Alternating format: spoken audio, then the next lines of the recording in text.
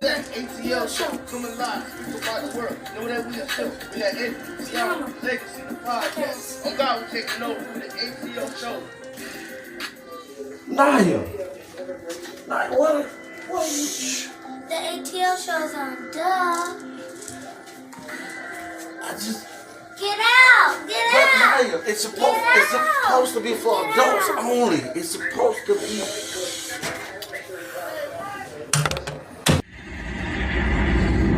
ATL, they're back. It's my time again. Anthony, Tioma, T Savage, Legacy. They did. They're back. They're the best. Let's get it. Season 2. I'm the best in this shit, that's fact. And there's only one reason that I came back. I'm here to set the fucking record straight. Okay, I'm the best, you other cats just fell the way. First off, ain't no beef with the spitters in my city. But if you come for 28, then shit get gritty. I'm shitty. Yeah, I shit on rappers, even dead on the scene. Since you wanna be actors, this the message. I'm talking over hills and places. The school little feeling foggy, I'll be patiently waiting. It seems y'all forgot who really runs the throne. Screaming y'all number one, just because I was gone. See, ain't no stopping me now. I'm on the move. Going against team Russell when you ready to lose. The game, the streets, the zone is took. This is the message. Hope it leave you from your rapper. Sure. Yeah. The message. So y'all know. Yeah. The monster is back. And I'm at my spot. ATL, ho.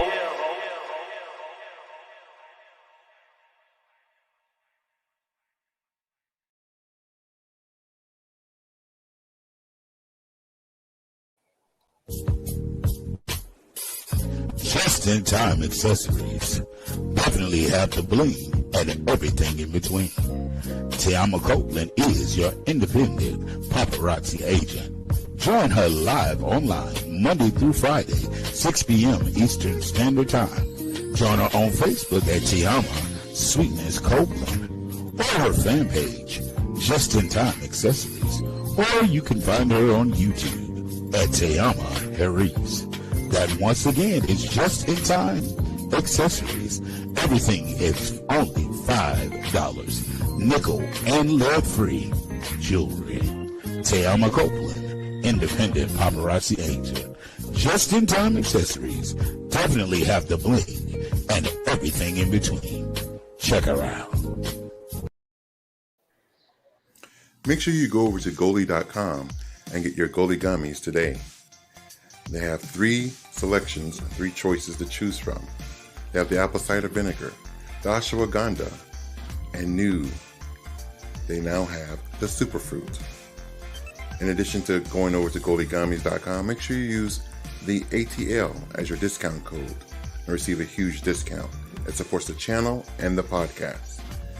In addition to all of that, the gummies, they're a source of antioxidant. They have vitamins B9, B12, promotes general good health, helps improve your daily health, contains pectin, a source of dietary fiber, uses pectin as a natural prebiotic to support the healthy gut and immune system, includes the mother, a healthy strain of bacteria, antioxidants, and enzymes. Mask the unpleasant taste of the apple cider vinegar. It's simple, it's delicious, it's Goli. Welcome. Good evening, individuals, ladies, gentlemen, boys and girls. I am Anthony Brown. Welcome to the Anthony Brown Show, the segment we call the ATL. I'm joined this evening by my very beautiful, lovely co-host, Miss Tiama Sweetness. Hey, everybody. Miss T Savage. Hey, America. And we're joined by a very special guest tonight, Miss Juicy herself. She's driving. She's on mute right now. That's right. All right, Juicy's in the house. So anyway, hey Tina Mo. Tina Mo said, how much discount is using the ATL code? It changes from month to month. I think this month is either 15 or 20% discount for the goalies. I heard those ashwagandhas are really good. They are. They're really good. Tina Mo said, hello, everyone. Hey, love. Listen, Linda. For Tiama and Savage, just to bring you up to par, up to speed. You remember a while back Rodney had came on the show. That topic was the HIV. Yes. Well, he introduced me to Juicy. Juicy is a friend of his, so she's joining us tonight. And Legacy right now, I think he's feeling under the weather the last 2 days, so that's why he's probably not here. He may or may not pop in. I don't know. I talked to him earlier, and he felt like death was knocking at the door, and I said, I rebuke that in the name of Jesus. So, hopefully he'll get his strength back, just enough strength to pop in and pop out. You know, even if it's just to say hello, everybody, and whatever, and lay back down. But he is really feeling bad. So our prayers and our blessings and everything go out to him. So, yes. So enough of the pleasantries. So anyway, how everybody doing tonight? I am exhausted. It has been a tiresome, rough week. I went from lashes to contacts to glasses in the ponytail. Okay. How was it now that you're back in school with the kids? Oh God, it's off the chain. Nobody want to wear their mask. They want to get up on you. They want to hug you, talk in your face, come in your space. I have trying to come to my desk today, coming around to my desk, like behind my desk. Like, what are you doing? You want me to spray you with the Lysol? Okay. Wow. Yeah. That is so interesting. I'm just trying to stay awake. Yes. Yeah, I'm sorry we woke you up, girl. Listen, it's real over here, okay? How's little Tyson? That's a grown man. You already know. That's a grown man. Did he tonight and let you do the show? Yes, he's running his little sister, well, big sister's crazy. Tina Mo said grateful. My niece and Labara is on the job. Honey, Okay. I hit that bed. I don't got no children. I just want to remind everybody that today is $5 Friday. So if you feel like being a blessing to the show to help us sponsor the show, like right now we're trying to start a phone line, a call-in phone line, which of course it costs. So if any of you want to contribute to supporting us with getting a phone line, right at the bottom of the screen right now, you'll see the Cash App. So definitely donate. We appreciate it. You don't necessarily have to, but if you do, we greatly appreciate it. It means the world to us. Tonight's topic was very interesting. And before we get into it, we're going to get into the letter. But about fat shaming. And by the way, Don Allen is not going to be able to join us. He said that he had to perform tonight, or he was booked and busy tonight. But he'll try to join us in the comment section. So anyway, okay. So just let y'all know, because he said he can let y'all know that. I said, okay, I'll let everybody know. But anyway, if you're new to the channel, definitely hit the subscribe button. Subscribe. Hit that like button, and definitely comment below. And if you comment below, we will definitely answer your comments and respond to your comments accordingly, because they will put your comments on the screen. Again, I'm the Anthony Brown Show. You can find me on Facebook, Instagram, Twitter, and of course here on YouTube. Let's see. Let me find my next clip I want to show real quick.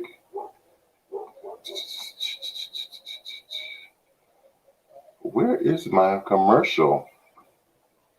Here we are.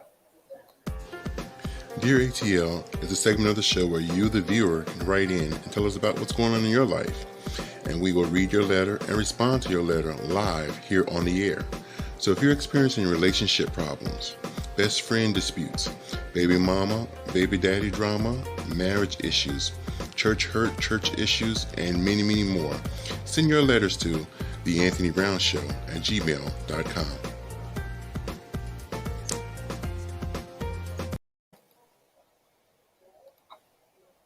Hey, Miss Adrienne. Hey, sis. How you doing? So, this segment of our show was where you, the viewer, like the commercial said, can write in and tell us what's going on in your life. And of course, we read your letter here on the screen live, and we all partake in responding on what we think you should do. And this is just our opinions. And Juicy, this is part of the topic that you're going to partake in as well. So we're all going to give our opinion on this letter. So do you have the letter ready for us tonight, Miss Savage? Yes, I do. You ready? Sure, go right ahead. Dear ATL Show, just wanted to tell you all I really enjoy your show and I see you growing and doing big things. Your first show, the family reunion, was awesome. Congratulations to Legacy for building relationships with your siblings. Here's my letter. I've been dating a man for 8 years and he proposed last month. Shortly after we met, he found out about a 2-year-old daughter. He found out about a 2-year-old daughter that he had by a woman with a one-night stand. The child's mother was messing with 2 guys, so of course he took a paternity test. I drove him back and forth to visit his child, which was over 3 hours away. I was friendly with the child's mother, and his daughter and I became besties. When she came to visit, she stayed at my house, and we did our nails and other girly things the whole weekend. She was a sweetheart. As she got older, her dad visited her more often to attend her soccer games. We were still very close, and she called me all the time to check in and chat with me. Last month, she was at her dad's house when he proposed to me. After he asked me to marry him, she yelled, "No," and ran from the room. I went to talk to her, and she said that she loves me as a friend, but she doesn't want me to marry her dad. She's 11 years old now, so I figure she's old enough to know that marriage was always in the plan for her dad and I. She said, "You ain't my stepmama, and you won't ever be my stepmama." I was shocked by her reaction and what came next. She said that her dad spends the night at her house when he comes to visit her, and he stays in her mom's room. I went and asked my man, and he put his head down. He put his head in his hands and started crying. I FaceTimed the mom, and she told me that my man has been sending mixed signals. She would not confirm or deny that they had sex. He swears that he sleeps on the couch. I know his daughter knows a lot more, but he told me to leave her out of it. She started all of this. So why can't I ask her? What should I do? Signed, devastated, confused, and hurt. Oh, wow.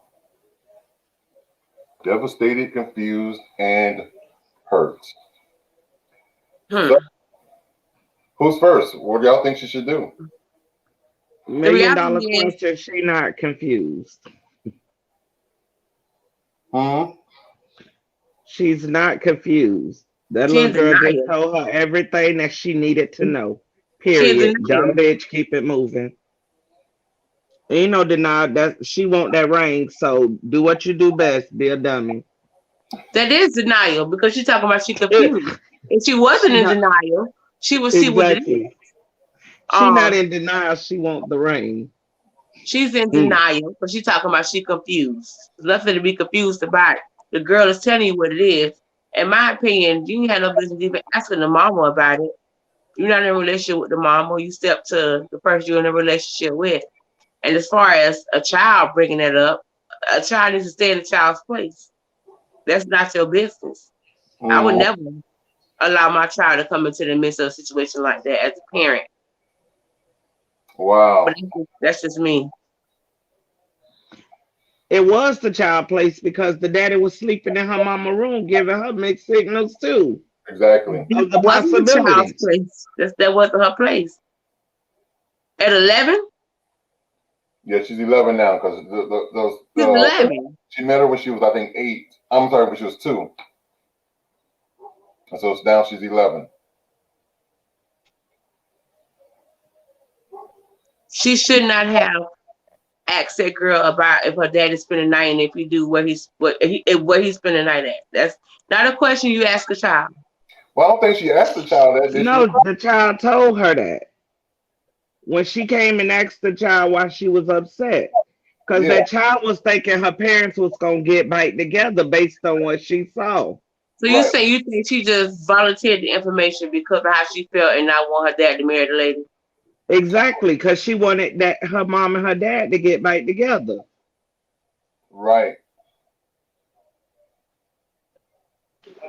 What you say, Juicy? As well, and I think that we as parents, we do things in front of our children. They learn it, and so it's her place to speak up on what she see and don't settle in her soul as right, because it wasn't right. So you think it was okay for an 11-year-old to blurt out that information? I think that sometimes we should have a better way of expressing ourselves. But if that's the only way she knows how to speak out, then yes, it was right, because she's growing up. 11 is close to teenage. She's part woman already. 11-year-olds, they're not naive to the fact of sex and relationships. And so if what she's seeing and what settles with her is this is right, and now this lady is coming in, she's an intruder, and she's like breaking up a home to her, and that's not what children want. So she's speaking out on, like I said, what doesn't settle with her soul. And children are pretty much the parents' correction in life. Like, so she's there to help her father and her mother make better decisions, if not by just being the child and being present. Call them out, because apparently they don't know to do better. If they did, they would have. Adrian said it's the child's place because when the woman asked her why she didn't want them to get married, the child told her. And that's my fault, sis. The lady didn't ask the girl that. The girl, I guess, volunteered the information. So the lady didn't ask her that. She just volunteered the information in a moment. Tina Moore said, I hope I have immunity for at least 2 months in regards to the $5 Friday, because I just relocated and it was very exhausting and expensive. I still haven't recovered. When I am able to sponsor, I did. It's no obligation, Miss Tina. We appreciate it. Everything you do. And when you have the house all set up and everything, and you get ready to stir some things up in them pots, you need to let us know. You just greedy. Every time somebody, you just take it back to food every time. That lady ain't miss nothing about no food. I just thought I throw that out there. Okay, throw it in the atmosphere. Right. Plates all around. Plates all around. I come over to help you test them pots out. So what y'all think about this man? Adrian said, I thought you said the woman asked her no. Well, that was my fault. How would you feel being a woman if he put his hand in his head and started crying? Like, something got to be going on other than, exactly. What he tried to make it seem like. But what's the crime for? And the fact that the woman won't even answer the question, some women. The crime was because the woman keeping the loyalty with her baby daddy. It's not her job to tell this bitch nothing. Right. And I she decide to give it to her. But listen, once the little girl told her, this is what I have learned, y'all, and I learned this for real within the last year. You can tell someone exactly, like you being the woman, you could tell the other woman, that the one that got the ring from the dude, listen, whenever I feel I want to sit on that dick, that is what I'm going to do. And that dumb bitch will turn around and still fuck with that nigga. So at the end of the day, she's going to stay there. The simple fact that she asking questions and she know for sure, it is what it is. The little girl told you. You went and asked him. He put down his head. He started crying. That woman ain't going nowhere. Period. Adrian said, this is why you're going to bring people around your kids. Facts. Adrian, see, that's my boo. So a question for Miss Adrian. Y'all might send Miss Adrian a link. Miss Adrian, I have a question. At what point do you start bringing people around your child? Because I mean, if you're dating somebody, you're gonna be dating them, let's say 5 years, 4 years, 10 years. Do you just never bring them around your child? So at what point is it okay to introduce them to the children? Let me tell you, if it's Tayama child, bitch, never marry. Because half of the time when you bring your kids around certain people, you never know what person got so much hostility and hate for you, what they will do to your child. Every other day we see a kid killed in social media by the next person that I just don't sent have Adrian the nothing link. affiliated. I'm straight. I just sent Adrian the link. All right, boo. But I'm saying, you've been dating the person. I ain't talking about like a few months or even a year. I mean, you've been dating this people for 5 years, 6 years, 7 years. Now, Do you know there's not damn person, when I tell you not damn person outside Wickley Harris that I have ever been intimate with that can even tell you what my 23-year-old look like?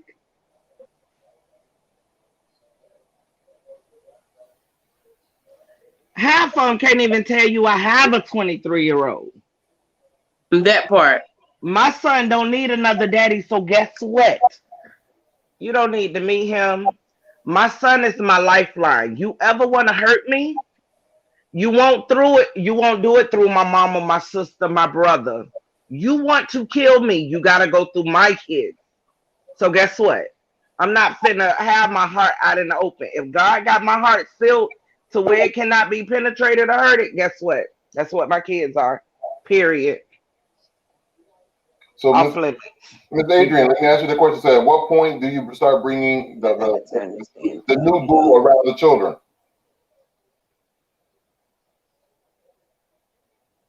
She's doing the mannequin challenge? Yeah. Oh, wait, my headphones.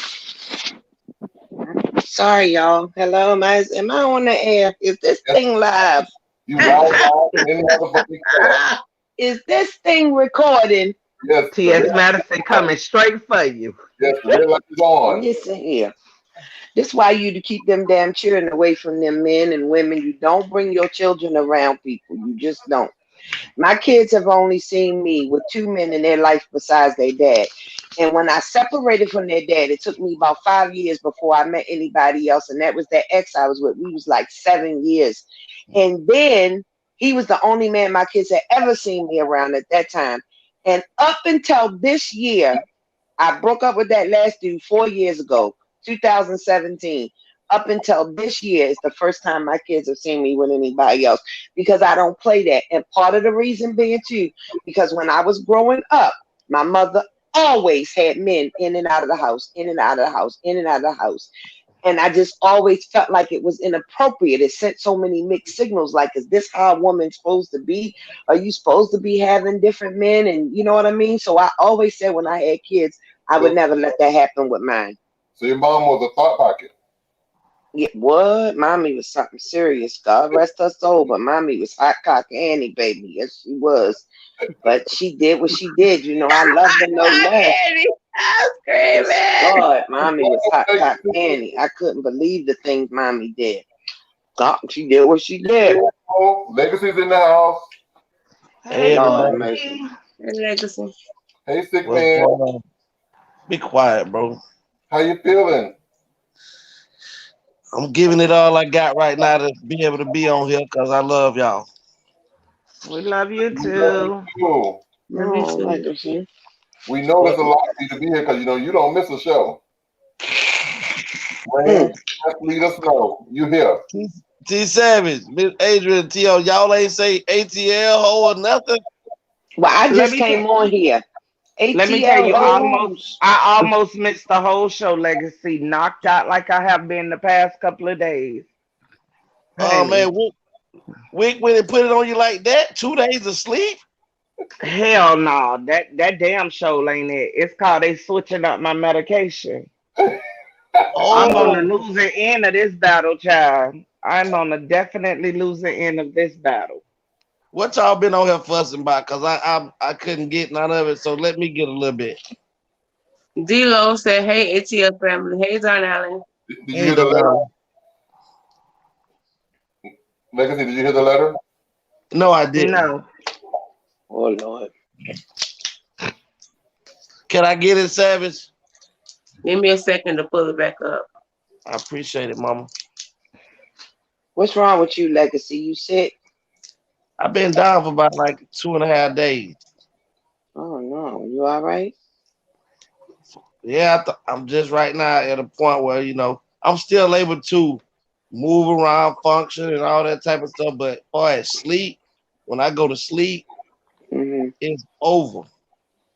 I've been asleep since like 5 o'clock. What happens when you sleep? You ready? Yeah, I'm ready. Legacy, you say what happens when you 1 minute.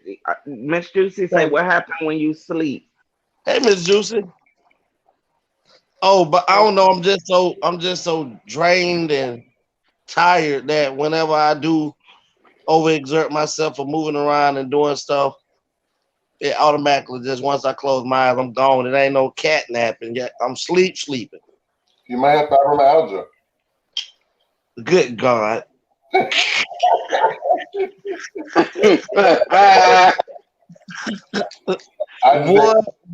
What a body shots, boy. Niggas do not care about shooting body shots, boy. Oh my God, not no body shot. Not no body shot. But get it to me, Savage, please. Dear ATL show, just wanted to tell you all I really enjoy your show, and I see you all growing and doing big things. Your first show was the family reunion. It was awesome. Congratulations to Legacy for building relationships with your siblings.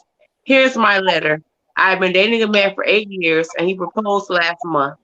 Shortly after we met, he found out about a 2-year-old daughter by a woman he had with a one-night stand. The child's mother was messing with 2 guys, so of course he took a paternity test. I drove him back and forth to visit the child, which was over 3 hours away. I was friendly with the child's mother, and the daughter and I became besties. When she came to visit, she stayed at my house, and we did our nails and all other girly things the whole weekend. She was a sweetheart. As she got older, her dad visited her more often to attend her soccer games. We were still very close, and she called me all the time to check in and chat with me. Last month, she was at her dad's house when he proposed to me. After he asked me to marry him, she yelled no and ran from the room. I went to talk to her, and she said that she loves me as a friend. She doesn't want me to marry her dad. She's 11 years old now, so I figure she's old enough to know that marriage was always in the plan for her dad and I. She said, "You ain't my stepmama, and you won't ever be my stepmama." I was shocked by her reaction and what came next. She said that her dad spends the night at her house when he comes to visit her, and he stays in her mom's room. I went and asked my man, and he puts his head in his hands and started to cry. I FaceTimed the mom, and she told me that my man has been sending mixed signals. She would not confirm or deny that they'd had sex. He swears that he sleeps on the couch. I know his daughter knows a lot more, but he told me to leave her out of it. She started all of this, so why can't I ask her? What should I do? Signed, devastated, confused, and hurt. Oh, man. Oh, damn. Go back to sleep. This sound like some out of my damn book. Go back to sleep. Man, I mean, it's 2 things. For me, the daughter, well, it's the dad's fault in the beginning. Because, if he knew that he was messing with his daughter's mom on the side, he never should have brought his daughter around his fiance. And the reason I call her the reason I call her his fiance because he got on his knees and asked her to marry him. So regardless if they did or not at that time, you have to look at it as that. But when the dad decided that he was going to have his daughter over to his girlfriend's house or their house, and eventually think that the little girl growing up eventually won't have feelings about seeing her mom and dad laying in the bed, going out to eat dinner and stuff together when he's down there, seeing them affectionate, things of that nature, that does build a what if and it could be affecting a child's life about, I could have both my parents in the house. And but once she said that, to you as a step parent and you bring that up, and then you go so far as to reach out to the mom, you know, you have to say, okay, and if the mom didn't confirm or deny it, then you have to go ahead and go and end the conversation with the daughter, because yes, she may know more, but who are you traumatizing? Are you traumatizing yourself, or are you traumatizing the child? Because to continually put her through that, you become the abuser. You become the person that's abusing the child because you study questioning her, making her relive something she really don't want to relive. You have to say, okay, I got the information. It came out the way it came out. She ain't been making up a lie. She ain't been a liar before now. So what she said is what she said. He didn't deny it. So what else information do you need before you make a decision on, listen, this may have been the best answer before I continue to spend the rest of my life with a person that's an infidel, somebody that wants to cheat and go about doing things that don't care about me. So I think the fiance was wrong because he was messing with the young lady's mom. But once that came out, you as a step parent or someone that's dating the father, you have to remove that child out of that situation and let grown folks get down to grown folks' business. That is the smartest shit I ever heard you say in my life. Bitch, you need to be sick more often. That shit came out so articulate. Yo, what? Hey, that's bad, Adrian. Miss Adrian, tell mama. No, I'm just saying. Listen, you know, I'm trying to see if I still sleep because I'm real sleepy. I'm trying to check. Yeah.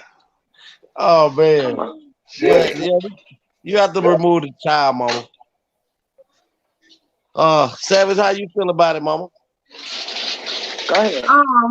Well, I personally felt like it wasn't the child's place, but everybody else says it was. So that's kind of my opinion on it. I feel like she should have been questioning him and only him, not the woman, because he's in a relationship with her, not the baby mama. But I mean, the fact that he cried and put his hand in his head, that let me know that he's guilty. Because ain't no nigga just crying because they crying. Don't nobody just be crying, especially not a man. Most men. Well, the thing is, Savage, I think you looking as if the young lady went and just probed the 11-year-old's mind. The 11-year-old blurted it out. That's her ass on her mama behalf. That's not questioning. Now, after you get that information and you go back and want to re-question her again, is wrong. No, she didn't re-question her. What she did was to find out why she blurted that out and why she feel the way she feel. I mean, I get that part, but back in my day, like real old school times, at 11, you didn't speak on stuff like that. You minded your business. You didn't say nothing about it. It might be happening, but you didn't say that. You just watched it happen. But it's a new generation. So I was a bitch on wheels, so I don't agree, Drake.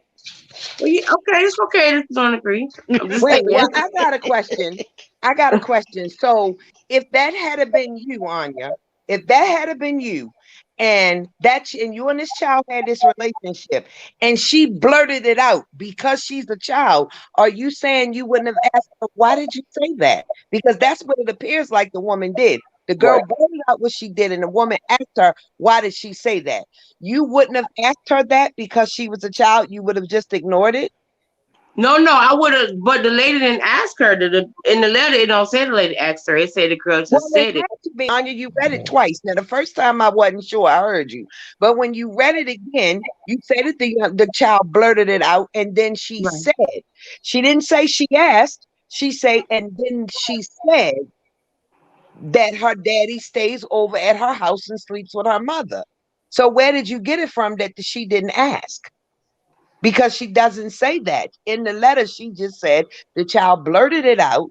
Exactly. She didn't want her to marry him, her dad. Well, I was just going by what the letter said, because it didn't say that the girl asked her. It just said she said. So No, the girl said no. When the little girl said no, from what my take was, the little girl left the room.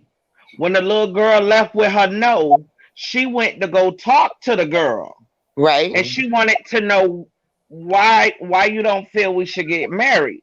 So case in point, the little girl let her know, you'll never be my stepmama. Because in that little girl's mind, she was hoping her dad and mom was going to get back together. Cause my dad over there jigging my mama real good at night. She really thought in her heart of hearts her mama and daddy was getting back together. Yeah, I mean, I can see that. Mess it up.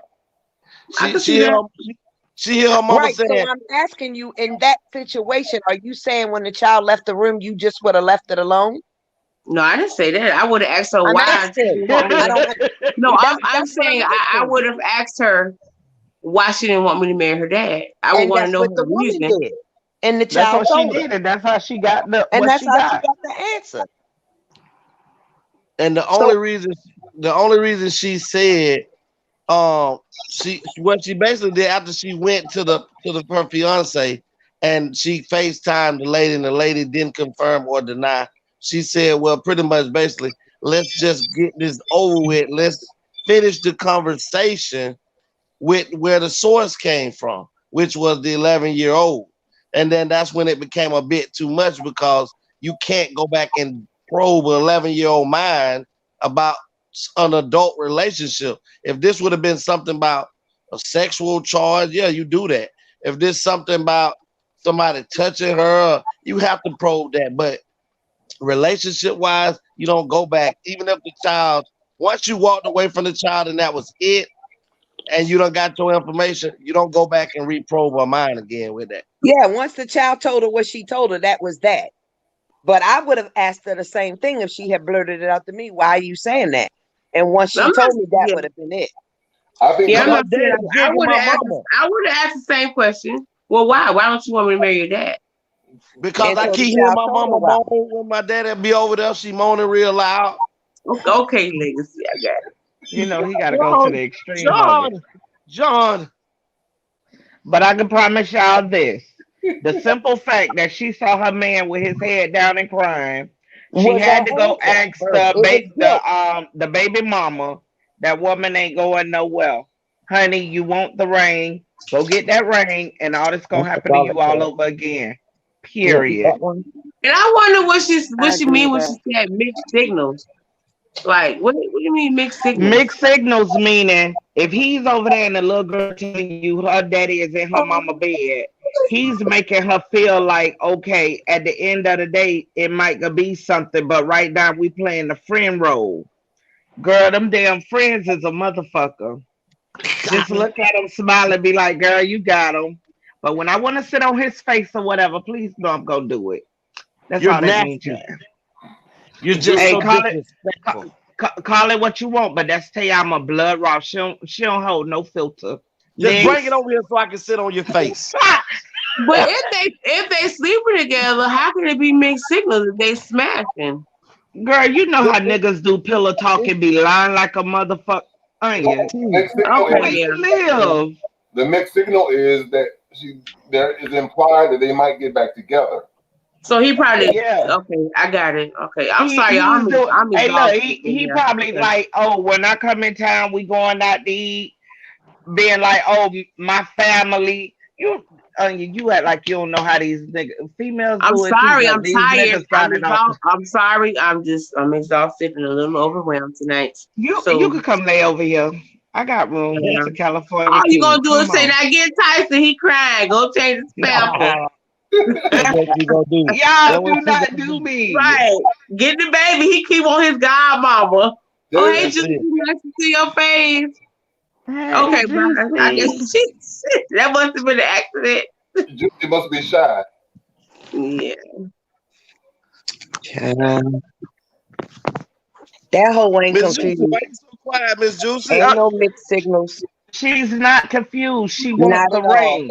It is so many women that want the ring so bad, they will take the most doggiest dog nigga. Yeah, you know just something. To say they got something on their arm. Girl, have it. When my dad's second wife got married, she just went and she knew my dad was a prize whore. Okay, fuck ho, he was a prize whore. My dad was the biggest whore there was, but she said she just wanted to be married. And even if it meant she had to deal with daddy's bullshit, she dealt with it. And she did till the day he died. No, but that was Adrian, apparently you didn't watch last week's show, Tuesday's show. The biggest whore is Legacy Daddy with 37. I don't know. Him and my dad might have been cousins. I don't know. I don't know. Cause daddy my had, dad. I'm trying to tell you. Yeah, he was running. He got a child factory. He definitely got a child factory. How many of y'all was it? I would meet your daddy. I'm gonna take that ride to see what it was about. Oh God, Lord have mercy. He got 37. They ain't got shit to do with me. I ain't having no more kids. That just means that dick is real seasoned. That's all that mean to me. I'm trying to tell you, girl. That motherfucker can get somebody knocked up. Legacy say, Tay, I ain't talking to you. No. Miss Juicy, if you was a fiance, Let me stop playing for you, cuz Oh, you can talk about that motherfucker. Okay, I'll be your stepmama, but I'm your stepmama first. God damn. What? What am I doing this tonight? I'm Lois. Listen, hey, Miss Juicy, she talking about this girl I've been trying to get with her daddy since the 4th grade, and she been blocking me at every corner. So, tell me what little kids won't say. Right. So Miss Juicy, if you Hold on. You ain't my stepmama, Tayama. You ain't never gonna be my stepmama. Yeah, I done heard that like 8 times. Miss Juicy, She what be would blocking you me, do? Juicy. Say that again. If you were the fiance, what would you do in this situation? You know, I would be done. I wouldn't need to have called and asked, anymore. Once I hear what the little girl said, children speak like out the mouths of babes. They speak the truth. She shared what she felt. She shared what she see, and it's there. So it's a case closed scenario. Like, but I agree with her when she said she want the ring. She want to be in that position. So she's weighing her options of, can I deal with that? And at that point, that's I'm not insecure. I can wait for somebody else to come along. I wouldn't continue. But at this point, hold on, T. But there's 2 things why we have to be careful with this. One, if the fiance does not drop his head in his hand, at that moment, if he say she's lying, and you are not going to go and ask the fiance, the child mama. Now it's, do you choose to believe the 11-year-old who could be vindictive and just want the mom and dad to get back together, or do you say, you know what, I'm gonna choose what the young lady said because she has no reason to lie? And if you that girl could be lying. I was just gonna say that. That's right. And another thing is, let's just be honest. When you get to certain ages, biological time clocks in your body start to shut down. You can't give your man that you want to marry a child. You talking about if she look at her life and she's 30 years old now and she done had 27 penises in her 30-year life, and then they had no wedding ring within those 30 years. Here come 30, and then she bypassed it. She thinking she got to go at least till she's 50 before she get another ring. Rings don't come a dime a dozen, so of course she gonna hold on to it. They can have them motherfuckers. I don't think that's the difference between she and me. But that's a whole nother scenario too. And on that, if he would have dropped his head, if he would have said she's lying, then we would have had to have a whole nother talk about why she's lying in order to keep us apart.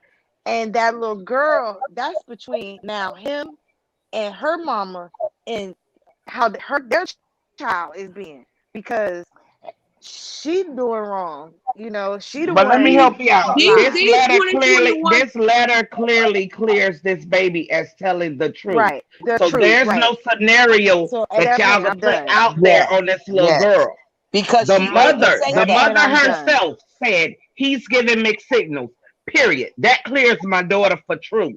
Exactly. The father put Right. his head down. He That's is what- free. clears the Baby, daughter let's for discuss. truth. That clears what that made it baby. true. I'm talking for the baby. That clears her.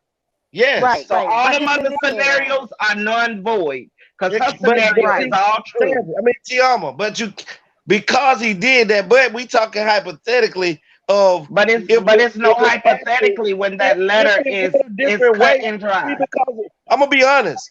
If I'm in a relationship, and yes, I'm doing the exact same thing that what the mama and daddy was doing. Let's say I'm doing that, and my daughter busts me out. Ain't no way in the hell I'm finna drop my head. I'm finna listen. I'll deal with her, but she's telling a lie. Cause I'm not finna I will handle that on a different level. Because if I cared about that person too, I'm not dropping my head. I'm gonna make you work for this. Let me tell you why he dropped his head, Legacy. You a player from the Himalayas. So bitch, you not finna drop for shit to give nobody nothing. They better have it on video camera for you to admit the shit. And even then, he not gonna admit He it. gonna be hollering, it wasn't me. But the simple fact that he proposed to her, he saw the hurt from his daughter. Then for her to go ask his daughter what he gave back, he couldn't do nothing but put his hand in his down the cry. Because most men do not want to be the one to hurt their daughter. Right. So that hurt was more so about what he did to his daughter than what he did to that chick. Oh, So you the think it daughter was was 1,000% yes. It was about the daughter. It's It was definitely about the her. daughter. Reread that I was letter, about and the all daughter. y'all looking at it differently. It definitely was about the daughter. I never thought that his head hung down was about the woman. It was about the daughter. It was about the little girl. So he was ashamed. He felt ashamed for his actions. He got caught with his pants down. That's what happened. Pretty much. And you see the mama, he's sending mixed signals. They always feeling they finna be a family. What's up, Jay? And then he go get her this ring. She was gonna get that ring, Tayama. Child, she can get, girl, you can get the ring. All I'm gonna let you know, if you messing with my baby daddy, he my baby daddy. Oh, you know I'm coming back for that dick when I want it. So, girl, have fun. Have the ring, have the name. So you just gonna keep proving that your baby daddy ain't shit?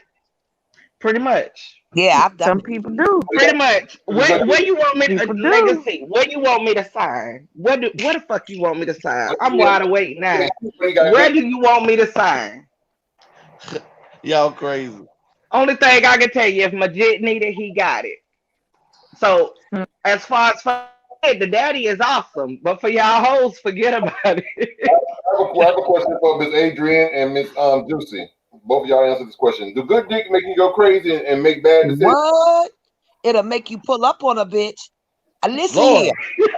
Let me tell you. You done got. Let me get on camera for this one. Listen here. I'm not coming with you. That lived not too far from me. That when I was fooling with that Haitian that had me completely digmatized, because that's what it was. I went to that woman's house for that motherfucker. I pulled my car in that bitch's driveway behind her car, and I went up to the door and not just knocked, I banged, peeped in windows and everything. I was gonna drag that bitch. It absolutely will make you go crazy. Why you was gonna drag her? I said him. One thing I'm gonna do. I did that too. I wasn't gonna drag her. I ain't never been one to fight a woman about a man. I was gonna drag that. The bitch was him. Okay, I got you. I got you. And I did drag him, but I just didn't catch him there. I caught him at his mama's house where the woman had been because she wasn't at his house. She was up at his mama's house with him. So I went to the mama's house and had just missed her, and they had been fucking so good. He was up in the bed, knocked out sleep. And I hit that bitch in his head so motherfucking hard, echoed through that whole fucking apartment. And then I dragged him down the steps. Miss Adrian, but how you know he just got finished? You didn't know that he just got finished? I knew he had just got finished because I hadn't talked to the woman, and I told her that don't tell him. Please don't tell him that I'm coming up there. Don't tell him that you talked to me. Because if she had told him that she had talked to me, he was going to get up and be prepared and probably tell his mother, don't let me in. So I talked to the woman and asked her, please, just let me get to his house. I was hitting 95 North. I said, let me get up to the mama's house to get him. Because if you call him and tell him you talked to me, that bitch was going to be on guard. So I caught him off guard. So I already knew what had went down. Listen, I knew he was a gut bucket hole. I already knew he was. But the dick was So I needed to catch him so I could bust him in his shit real good. This is what I'm telling you. So yes, Anthony, there's your answer. Absolutely. Look at Absolutely. Now for me, I haven't been dignitized. I have 5 brothers, and I'm the baby, and I have seen the games they played. So I've been kind of like, I'll pussytize them before I get dignitized. Oh, girl. And I pussytize you too, but I didn't I been just am dignitized. not. I just won't. I won't. I'd rather go. I go and leave them. Let them watch me before I go. She said she was pussytize them first. Okay. Yeah. Listen. Oh no, I'm not gonna bitch though. Quick. I'm just gonna say my answer to that question is Google me. Oh my God! No, she didn't. I'm so done. Today, I'm walking away. Any other day, I would, but today I don't feel that good, and I'm gonna let all y'all have that. I'm gonna let y'all have that. But Legacy, you know I would. I call and I make sure everybody know, y'all, this is me. I be like, listen, I'm on my way. This is what I'm finna do. This is the address I'm going to. This is the county that I'm in because I'm gonna get arrested. My mama say, anytime you break away from the group, you finna get in trouble. I never need an entourage. I get in trouble solo. I get in trouble by my motherfucking. I come knock on your door. I'm by my damn self. When I tell you, that's when I know. Let me tell you, I rolled up on my baby daddy. He was at his bitch house. This is exactly what I said. In quote, I say, you got 3 seconds to get out the door. I'm finna show you something you never fucking seen before. That motherfucker came walking up out that bitch house like, bitch, man, see, you crazy. You ain't seen fucking crazy, but I'm gonna show you. Listen. See, I couldn't. I wish a woman. I wish a woman. I ain't gonna say I wish it because I think you can bring that to fruition. But I'm telling you, if a woman came at me like that, I am going to make sure she at least gets 60 to 120 days in jail. No bond, everything. Bitch. You know what? I would beat Legacy ass. I would jump out on you everywhere you at. I ever get arrested. You going to jail? You saying ain't no woman ever came? Ain't no woman gonna do that. Period. No, that dick ain't here no nothing. So as you saying you ain't never dickmatized nobody? You saying you got bad dick? Listen, let me tell you what I do. Let me tell you what I do, Ms. April. And any woman I talk to will understand that I tell women, and I done told Tiama them this on here. I tell women straight, look, don't put your hand on me. Don't touch nothing that you ain't bought. Because if you touch anything that you ain't bought and you put your hands on me, one, if you come in my area trying to violate me, I got some stuff that'll warm your ass up. And 2, you're gonna send you to jail. I ain't gonna put my hands on you, so don't put your hands on me. That's just being fair. Right, I hear you, but that ain't where I'm going. I'm asking you. You ain't never had a woman. I'm just telling you that. I'm telling you that this is how I go about making sure everybody understand from the gate. Because if you come to my house disrespecting me, I'm gonna light it up. Okay, so they were scared of you, is what you saying? No. Let me help you. Legacy, I got you. Legacy get those Build-A-Bear females to where they so afraid to make him mad at them because they could, if he decide to cut them off, like won't talk to them hoes will be can't breathe for oxygen. So let me tell you, he get them Build-A-Bear hoes to where they be so afraid, like he be like, I ain't fucking with you no more. You need to send the paramedics to get them hoes some oxygen. My twin. Y'all crazy. Okay, I understand now. He got bitches that won't challenge him. That's the problem. Amen. Okay, He hallelujah. come across this Leo, bitch. All that is void. Or this crazy ass Capricorn. Y'all, What? And on that note, And just the sheer fact that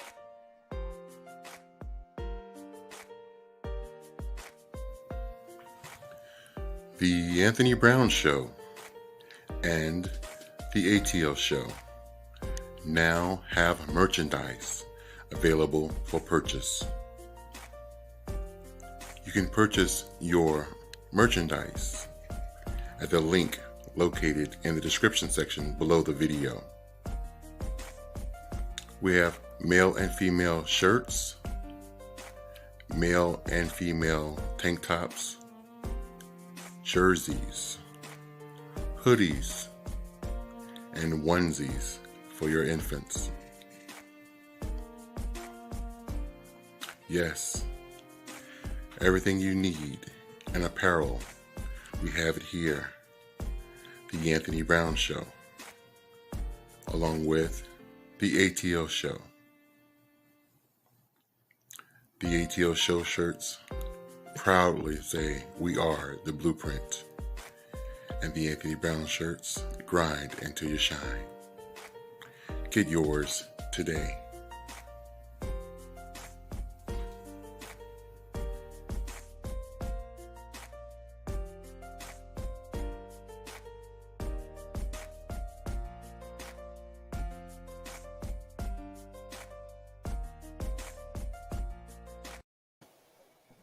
I just want to remind everybody once again, don't forget to go over to Just in Time Accessories and get your jewelry from Miss Tayama, one of our co-hosts.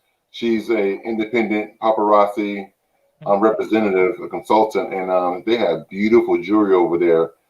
Nickel and lead free jewelry for just $5. So go to Just in Time Accessories and support Tayama and her business. Yes, yes. Oh, you got it. Let's get into tonight's topic: fat shaming. Fat shaming, is it real? Is it a thing? Why it sound like It is. The reason why I came up with this topic is the fact that Miss Adrienne, It does that. Mute. Miss Adrienne, Mute. What happened? we hear your whole conversation. What? We hear your whole conversation. Press mute. I don't know what you're saying.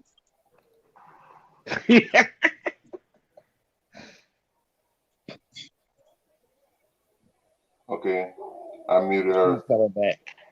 But anyway, fat shaming. What made me come up with this topic is recently I saw an article or a story on television. I don't know if it was on the news or if it was on social media, but it was about Lizzo. Lizzo just recently did a video with Cardi B, and in the video she was dressing very provocative, very revealing, very much like Cardi B or Megan Thee Stallion would. And because of the way that she was dressed, the social media went on a frenzy, saying bad things and negative and harsh things about the way she was looking, thus fat shaming her. And not only have she recently been the victim of fat shaming, also Megan Thee Stallion has been a victim of fat shaming. Jennifer Hudson has been a victim of fat shaming. And the list goes on and on and on. I mean, some celebrities have been a victim of fat shaming to the point where they've even forced themselves to lose weight just so they could fit in and be the stereotype, or they could blend, they could be accepted, they could be, get more roles or whatever. So is fat shaming a true thing? Me personally, I'm fat. I'm a big person. People go, well, you just got, you're big boned. Well, no, I got a lot of meat on these bones. So it's not just,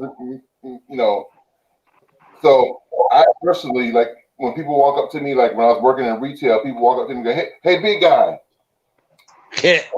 First of all, that's not my name. So I will respond, hey, ugly guy, or hey, short guy, or hey, toothless. So when they get offended, why you call me that? I said, well, why you call me that? Well, that's not my name. Well, that's not my name. I clearly have on a name badge and it says Anthony. And if you can see it or read it, sir, excuse me, Mr. whatever, but big guy is not my name. But Tony, sometimes people, I mean, if I don't have, you know, I'm a short guy. I mean, I don't, when people call me, hey, you know, short, what's up? I don't take offense because someone called me short. You may not, but they don't know if it's offensive, so they shouldn't say it. So something about you that is true about you offends you. You knew you was fluffy this morning when you got up and looked in the mirror. I knew I was fluffy when I walked out the door. Exactly. So that should never offend you. No. I feel like this only fat shaming if you let it be. Yes. Like, you can quote fat shame all you want to, but I'm not ashamed of my, like, you're not gonna get me upset because you trying to fat shame. Right. I'm not ashamed of my size. What I'm doing is correcting the individual because you don't just call people by a name that is acceptable. And I clearly have a name badge, and I want to be referred to as Anthony. Okay, because I understand that, but it's all a man. It's more of a, to me, it's more of a mentality. And if, like, for instance, if I don't know Savage, and I don't know y'all, and I say that, I'm not saying it in a sense of trying to degrade you. I might be like, big guy, because you a giant. I'm a short dude. I might call you big guy. That doesn't mean I'm saying you round and fluffy. Again, but Tony, there is a such thing as there are certain people, and I mean we can be honest, especially in the movie industry. The greatest thing you can go back and reference to is Sir Mix-a-Lot. He had that song "Baby Got Back," and he said in there, he said for black women, he said Cosmo say you fat, but I ain't down with that. But in the industry, if you're trying to be in Hollywood as a fluffskin, you don't get to be what you want to be and come into these people's game. We can look at one of the best singers that was out there. What was her name? Kelly Price. Jennifer Hudson. We can look at Jill Scott. All those women were asked to lose weight if they wanted to participate in the game that they wanted to be in. Right. So Kelly Price had to leave the music industry because she told them she was not going to lose weight for them. She was going to lose weight. She was going to lose on accord. But these people have a preference of what they want in their game. That's why you don't really see that many fluffy people in the. I mean, they might be extras, but you ain't really seeing no fluffy people unless you white and being comical in no real movie. Okay, so what about when they body shamed Rihanna? When she gained them 15 pounds, and that was the sexiest that bitch looked to me because she was sick. But Tiama, it's not us that's body shaming them. It be white people who does not agree with either way it go wrong is wrong. Do you want to play that game or not? And half of the people that want to body shame the next person, it's because you so insecure with your fucking self, you have to bring somebody down to make you feel better. It's possible, but I also believe in this. This is just my opinion. Some of my best friends got a little weight on them, and excuse me, and I love them to death. But for me, I don't believe in body shaming. I like a little, but not a lot. But you know, some people they got their preference, and I do believe that sometimes people overdo stuff. Like, why you want to be? Why are you gonna be 400 pounds walking out here with a I can't even call it a thong. It's just let me help you. Legacy, I'm gonna tell you something that's gonna blow your mind. Them skinny bitches you fucking with, that's why you get that lettuce. You get them thick bitches that everybody overlooking, they be the ones with the pretty pussy, just so you know. That's why you getting all that lettuce. Listen, I'm okay. That's why you getting all that lettuce. I don't get no lettuce like that, but because that's just not who I am. I don't even like it. But what I'm gonna tell you, I think everybody has a preference. I know some of my Jamaican friends who don't like nothing but fluffy women. They Do like you know why? Let me tell you. Do you know why?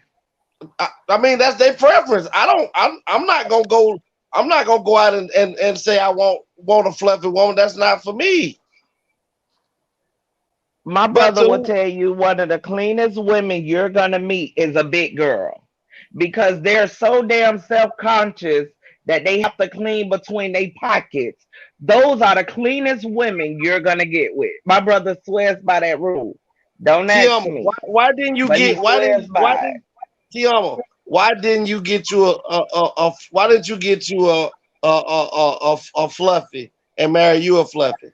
Let me tell you, I kind of do like the fluffies. Don't get it twisted. Do not get it twisted. I love guys that got a little bit of meat on them, like love fluffy. Like, okay, you got to realize. Let me give you the bike story on Tayama. Anya, would you let this man know? I am for the whole Ruben Stutter brothers, but they got to be them cute, like not semi-cute. In their head, they think they cute. Yes, Tony, ask Anya. I would climb that tall ass tree if you were straight, honey. First husband, I had to shoot that nigga to get him down to my size. So, Legacy, don't come for me. No, I'm just asking because I can post pictures in 5 minutes on Facebook. When I look at your husband is a tall guy and he's slim. When I look let's go by this. You can never go by wig. But I can, because that's your husband. That's from childhood. But it's still my childhood idea of a man. That's like me telling you that me looking at Wick as your husband because he's childhood, that I shouldn't do that. I need to look at somebody else. He's the poster boy for it. But I look at Savage. Don't go by that poster. Savage dude, tall, bulky, stout dude, her husband. Nobody is walking around here. Miss Adrian. Legacy, you know I only dated one dark dude my whole life, and that was Wick. Hold on, T. Miss Adrian. Yeah. You date fluffies? A big fat fine nigga every chance I get. Long as he in the dirty 30s. Hey. Okay, Miss Juicy. Listen, go ahead. Yeah. I got something to add to this conversation. You like fluffies? I don't discriminate, so I like who likes me. I like them skinny. It don't matter. I like them who like me. I like who likes me. My husband was a big dude. But what I want to say about the fat shaming thing, it's not even, y'all can clearly see I don't give two fucks what they say about me. What I don't like is when people say shit to me like, you dress good for a big girl, or you should be for a big girl. Like, what does that mean? Because I'm a big girl that I ain't supposed to dress good? Is that what that means? That's not what they saying, Miss Adrian. What they saying, Miss Adrian, is let's just be honest. There's certain things that a four-figure woman should not wear. Absolutely. Yes. And it's different. Hold on. Go ahead, Miss Adrian. Legacy, let me find out you one of these ones that be out here body shaming. I'm gonna give you some fight. I don't do that because I have a problem if somebody says something to Tony or Savage or me. I'm gonna have a problem. Okay, I'm in the plus size. Don't be excluding me, fool. That's like baby weight. I tell these bitches all the time, it's motherfucking it's fupa season, bitch. I went to that comedy show with my two-piece, my fupa hanging out, bitch. Them niggas was still looking. Okay. It's fupa season. Fupa season. Let me tell you something about these big girls. Funny. I was the biggest bitch in the bunch. And my girlfriends used to always want to go out with me, them little size fold up and fuck bitches, size 2, 3s. We go to the club. By the time we get to the door, they tell me, you and all your girls is in free. We get to the bar, them hoes will be knocked down drunk from off of my tab. And I was the biggest one in the bunch. So I ain't never felt bad about my size. Ain't nobody body me. What the fuck you want? I wake up a big bitch, I'm going to sleep a big bitch. You see what I'm talking? Then that's exactly what I'm saying. If you already know who you are, it shouldn't be nobody that knock you off your game because They you ain't can't. telling me about me being short. I mean, I didn't wake up tall nowadays. So you call me short ain't hurt me now time. But That's look, it. that's one person saying that to you. At where Lizzo I is at, heard when that. you got She, yeah, thousands of she people got thousands of commenting, people. that is some crazy Yeah, ass it'll break shit. down the touch. Anybody saying anything on that level, she's got hundreds of thousands of people saying negative things about her. That'll break the strongest bitch down. I can't even say as confident as I am that if I was in her place, that it wouldn't affect me some kind of way. So many people saying it. So what are they saying to her? They're just talking about her weight. 'Cause I don't even really know what y'all. Oh, Tony, did you pull up the text messages and everything that was put up under her video? Girl, they like called her some of everything when you think they would have took shots at Cardi. But see, No. to me, I think she do it for the attention. She Yes. got the confidence to pull it off, but that's what she in it for. Is Yes. to get that type of attention, and whether it's gonna be a negative or positive, she wants feedback. And if that's what you reaching for, you gotta take it as it's gonna come, because people out here cutthroat. There's people who like big people. There's people who don't like big people, and all of them gonna share their opinion. Especially when you put your business out there for it to be talked about, and that's what she did in the video. And the thing about it is some of the things that she wears, it's just, I just feel like just because they make it in my size doesn't mean I should wear it. Some shit I'm Exactly. just not gonna wear. And I'm a dressing big bitch on any day and twice on Sunday, and I already know it. But I ain't got to go and buy no shit that don't look right on me. I'm just not gonna do it. But that's why they say you dress nice for a big person, because when they look at you, they see that when you go out, you pick you and what's gonna make and accentuate you and make you look good. You're not going out there to just put on something for the attention. Absolutely. You go out there and I'm put not. on something because you got class. I would think in her mind, it looks good on her. Yes. She thinks it looks good on her. Now, I'll be honest, I wear some bullshit. But the stuff that Lizzo wear, it's like whole ass cheek type shit on a Monday walking in the grocery store. But it goes back to what Miss Juicy say. She goes and pick out this stuff because she knows that if she does it, this keeps her relevant in the game.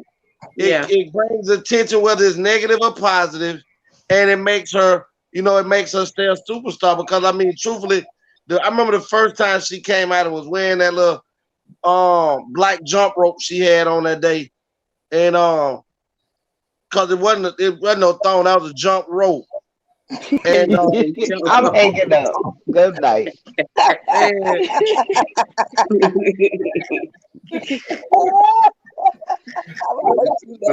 Why not bungee cord?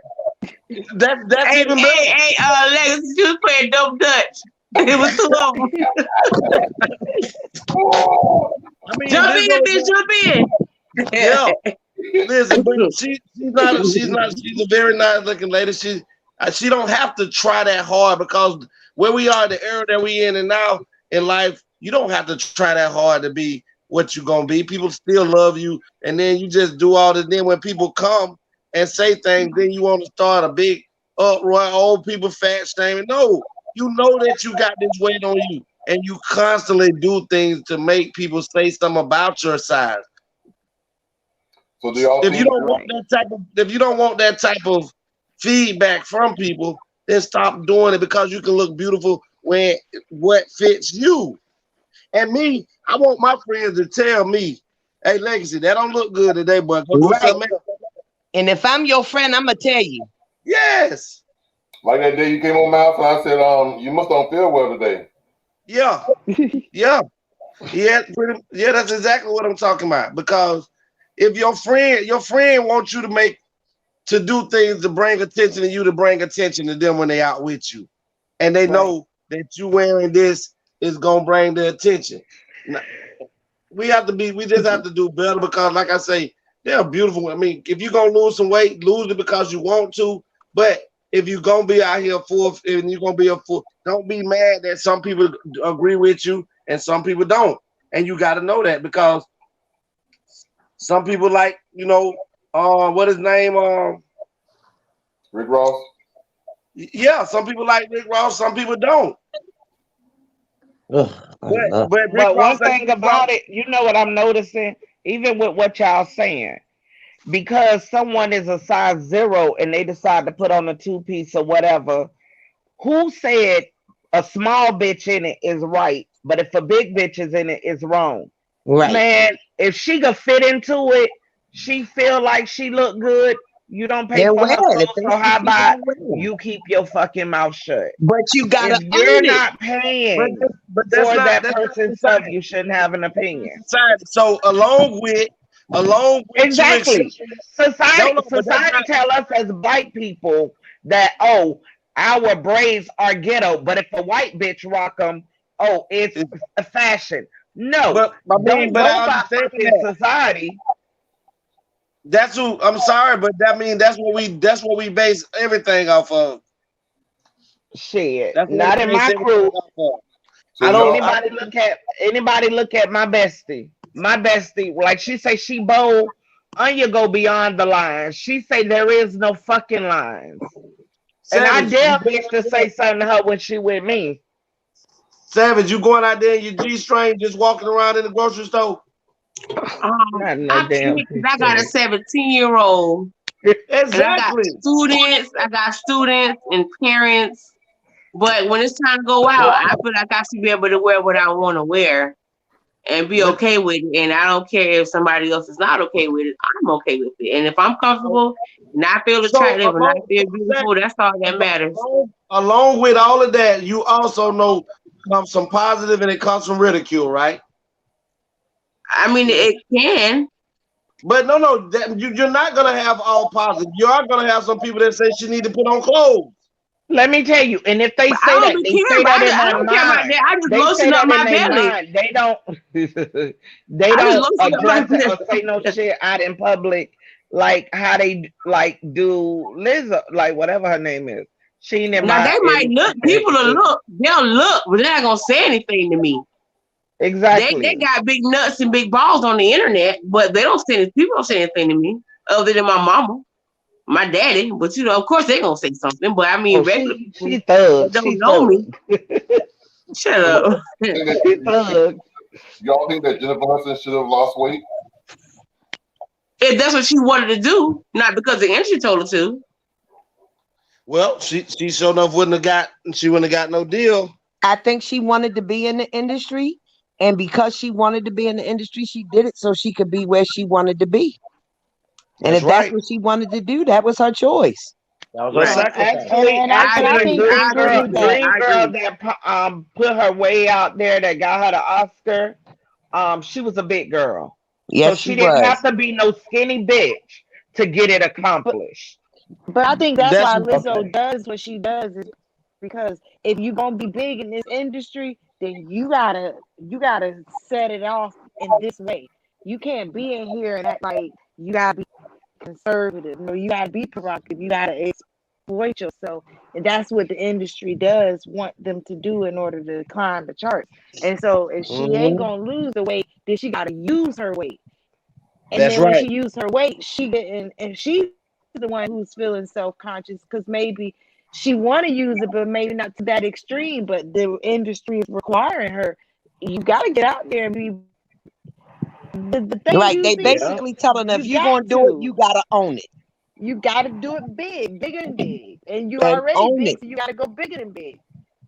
Wow, that's what they're telling her. Okay, I mean, look at Monique. That's a way to look at it too. And look at Monique. Monique was synonymous for saying, "I hate you, skinny bitches." Yep. And now look at her; she a skinny bitch herself now because she did what the industry wanted her to do. No, that wasn't even with the industry because the industry had blackballed Monique. Monique got real sick and she had to lose the weight. Yeah, they told her she had to eat more healthy.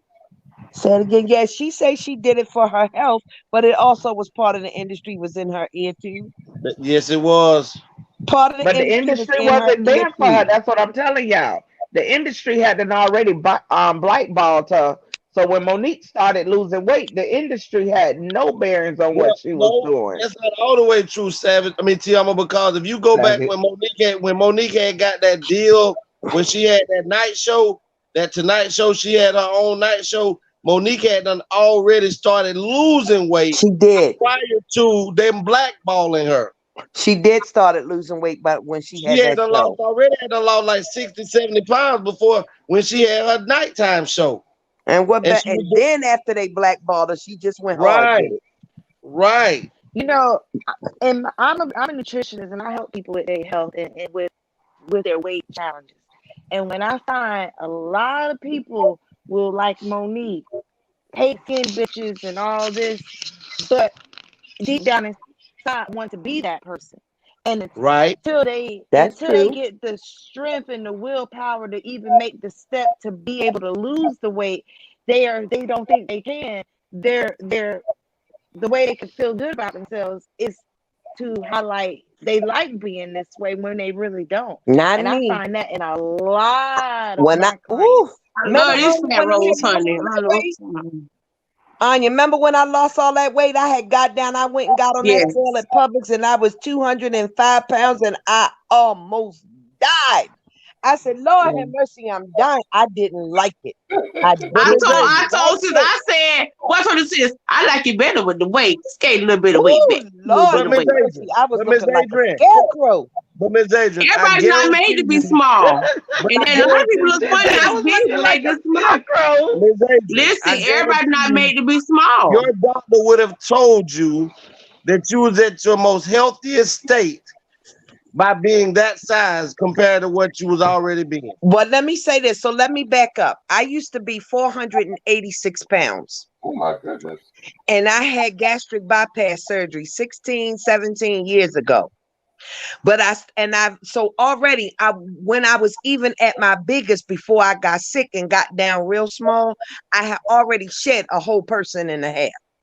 So I was good with where I was, and I actually was pretty healthy until I started working so much and I got sick, had that cyst in my stomach that burst that almost killed me. So when I got out the hospital, I was super big, but I couldn't eat. I was so bloated from all the fluids they were giving me till the weight was coming off, not 5 pounds here, not 5 pounds there. That shit came off. I lost like 40 pounds in 2 weeks. And then every day I was obsessed with the scale at Publix. So much so Jasmine was like, Ma, please. I said, I be calling Anya, I'm dying, bitch. I'm 230. I go to doctor for scale Publix the next day, bitch. I'm 225. I almost lost it. I'm gonna show y'all some pictures. I didn't look good. I was not healthy. I looked like I had been smoking a big pot of crack. I looked horrible. She said big I looked horrible. I ain't like it. I like myself with a little bit more meat on my bones. To me, everybody's just not made to be that skinny. It didn't look good on me. I could stand to lose, even though I'm about half the size I used to be. I still could lose a couple more pounds, but I damn sure don't want to get that skinny. Fuck the industry. Don't ever make me popular. I want to stay up. I'm not even just saying part of the industry, Ms. Age. I'm just talking about health-wise. But health-wise. You know what people say? Another thing, not to cut you off, because I can barely hear you. I don't know what's going on with my volume. But another thing, Ms. Adrian. When they see me, whenever I walk into the doctors, the first thing they say, do you have high blood pressure? Do you have diabetes? You got heart trouble? None of the above. And they shocked. They be shocked when you say that. Huh? They be shocked. They be shocked. They be shocked. I hate that.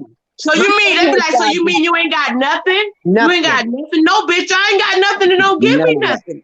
My son got diabetes at 5 years old, juvenile diabetes at 5 years old. The first thing they want to say, either one of the parents have diabetes, they automatically assume I was diabetic because I'm big. Why? Because I'm big?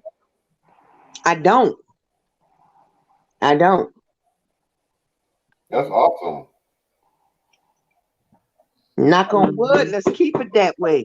Shit. Yeah, I just hate the fact when you go to the doctor and they be so shocked. I hate that. Like, yeah, it offends me the fact that you feel like I got to come in here with something because I'm big. Right. Because you can, there is a thing in my opinion as being big and healthy. You can be big and healthy at the same time. You can be. Now, am I healthy with keep smoking these Newports and drinking these monsters? Hell no, I need to watch myself. I really do, but they are the lesser of two evils. Oh, y'all don't even know about these monsters. Y'all don't even understand the severity of these monsters. It's terrible. But see, listen, I'm an addict, you know. I have an addictive personality. So it's either the monsters in my cigarettes or me going back to knocking down them half gallons of vodka every day. So it's the lesser of two. And the thing about it is I know what I have. And let me tell y'all what started. When I had the gastric bypass surgery, going back to my unhealthiness at that time, I was becoming unhealthy, Legacy. When I was like 486 pounds, I was becoming unhealthy. And it got to the point where when I went to get in that shower and I couldn't reach around and wash my ass, I said, something got to give. I ain't a bitch that's exercising. I ain't going to nobody's gym. I used to go to the gym with Anya and sit down while she worked out.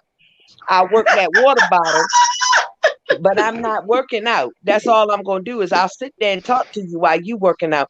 So I had the gastric bypass surgery, but what I did not know was that I had an addiction to eating. I didn't realize that I didn't realize how much I depended on eating until I wasn't able to. The normal stomach holds 40 ounces. My stomach went from holding 40 ounces and me eating what I want down to 4 ounces. That was a drastic change. Yeah. So what I started doing was instead of eating, I started drinking because that's what I could tolerate. I couldn't eat the food.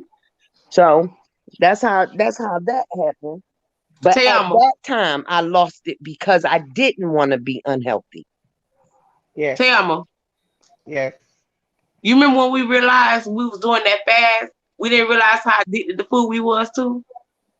No, you was addicted. Okay, it was me too. Because you was hungry too whole. You was hungry too whole. I wasn't so the first 3 days it was drastic. But okay, so don't make it seem like you didn't realize that too. It was just you. No, it was both of us. No.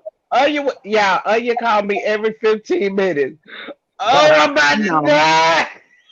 But listen, I really believe it was, I don't think it was just me. I think it was you too. You don't have to admit it. It's okay. Through everything. My way of conquering anything, even when I had cancer, everybody around me panic. I sleep through any pain I'm going through. Sleep is my refuge. Okay, not food. I'm addicted to sleep. When I'm asleep, nothing can bother me. They can't bother you. This girl was waking me up because. I have a question. Why is it that clothing that are made for bigger sized people, the ugliest clothing or the most? That's what there you go. Come on now. Mm-hmm. Say it again. No, I will not. I will not. I will slap you well, Mr. Legacy. I will not. Y'all forgive me. I don't feel good tonight. Can you repeat the question? No, I'm good. Why is that clothing that are made for plus size people, men and women, are the least attractive or less beautiful clothing? Like you want to walk around in tight and prints and shit and flowers and spots and triangles and shit. Who the fuck want to walk around in that? Not me. Not me. And this shit do look terrible. They getting better. They getting better with it. They really getting better with it. I feel like the bigger clothes are more expensive. Like something you would find in an extra large is cheaper than something more that you find in material. 3X. Right, but it's like you have to go to like boutiques and nice places like Ashley Stewart, you know, to find the nicer clothes. Maybe I know I'm just cheap, but I'm just saying. But see, they tell me I shop that they can't, like my girlfriend at work, she be like, I can't afford Ashley Stewart, but Ashley Stewart has clothes that I like. And it don't make me look like you talking about Anthony and the fucking prints and shit like that and looking terrible, look like some old Mother Hubbard or something. Bitch, I'm fine. I need to have some clothes to accentuate that. So I buys out Ashley Stewart. She a little pricey, but if that's what it takes for me to be comfortable and, you know, wear what I like that looks nice on me, and I ain't a seamstress, so it's not like I'm going to make the clothes. That's what I have to do. That's what my aunt does. She's much big. Like she's like 577 pounds. If you look on my page, her name is Kimberly Copeland. She literally sews her outfits. My auntie be best dressed hands down. Y'all skinny bitches can't fuck with her. Honey, she be dressed accessorized to the gods. That's what I'm saying. Honey, she come with it. Do they still have Lane Bryant? Fuck Lane Bryant. Her ass be. They got ugly clothes. They got good bras, but they got ugly clothes. They clothes be ugly as hell. Them and Romans and all of that. Them clothes is terrible. Exactly. But why do y'all feel that why do y'all feel they make ugly clothes for big people? I don't know. I think they want us to look a certain way. Maybe because the people who I don't know, Tayama. I don't know. Legacy had an answer, but he don't want to respond because he think y'all gonna boycott him. Yeah, I'm not doing boycott him. He got a right to his opinion. He too sick to fight y'all off. Yeah, I definitely don't have the energy today.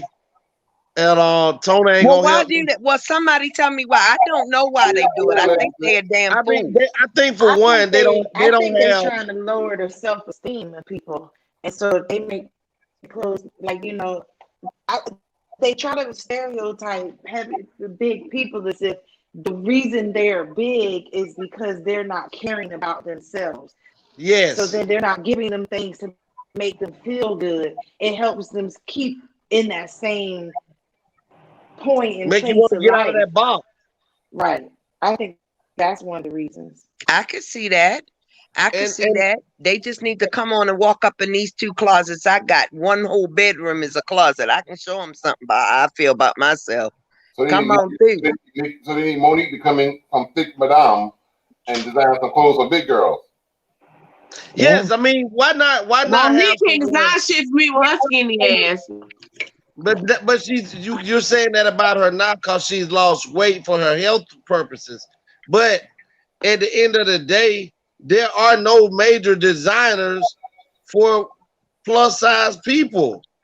Like, look at that. They had the first professional model they called the plus size model, that white girl, and she was a 12, 14. Realistically, that's not plus size. Exactly. But in society's eyes, that's plus size. Oh, she kicked me out the plus size. Y'all heard me get kicked out the plus size real quick. Well, what I'm saying is, put a 22, 24 up in there, bitch. That's a plus size supermodel. When you get a 22, 24 up in there, when you get them 20s up in there, then you could talk about that's a plus size supermodel.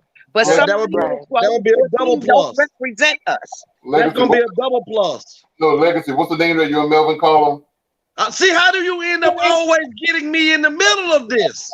What's the name? I'm not doing it. What's the name, Legacy? You have. Well, y'all, I done took me some ashwagandha, so I'm feeling good right about now. Legacy finna break it down. Well, I don't like to use the word fat. I don't like to call nobody that because I think that's degrading. But we got a few words that when we are talking about certain things, far as plus size, you got. Which is one is called a fluff. Then you had a fluff skin. Now the fluff skin is a little bit, plus size than the fluff skin is a little larger than the fluff. Then you have a double fluff. I'm a double fluff. And then you have a double fluff skin. A double fluff skin, that's when you get into like 4X, 5X, Dun Allen.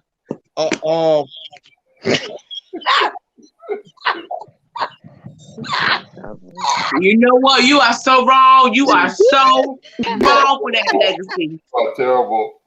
You are so wrong. You take your so sick ass to sleep. Laughing. You wrong for that.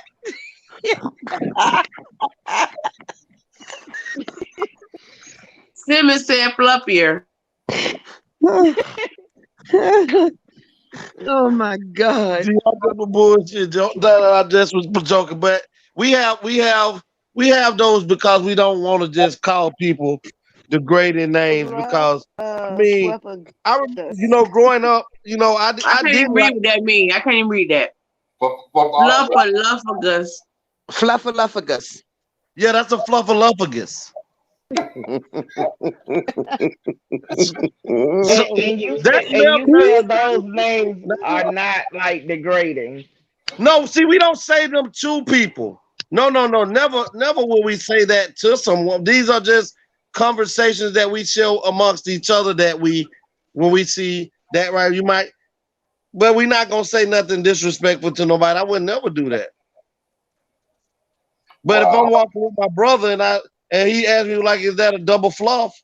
I'm gonna be like, yeah, or a double fluffaluffagus. But that's just between me and my brother. Mom and your thing, my mom would have been a double fluffaluffagus, whatever y'all want to call it.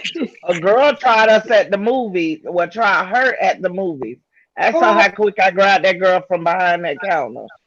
Somebody said to your mama. You'll see a beautiful mugshot, honey, because I had the best smile they ever could have said when they said, stand there, take your picture. That lady say, ma'am, these are not your prom pictures. Yes, it is. I got the cutest mugshots. Go look at them. You crazy girl. But no, I think people just have to be comfortable, like T Savage say, and Miss Adrian say, you got to be comfortable in your own self, because somebody calling me Shorty. T Savage called me Shorty Doo-Wop. I don't get upset because that's what I'm short. But that fits you, and that's enduring. That's cute. But it might be. But hold on. Who told you that I'm shorty okay by with nature? But who say that I'm okay with it?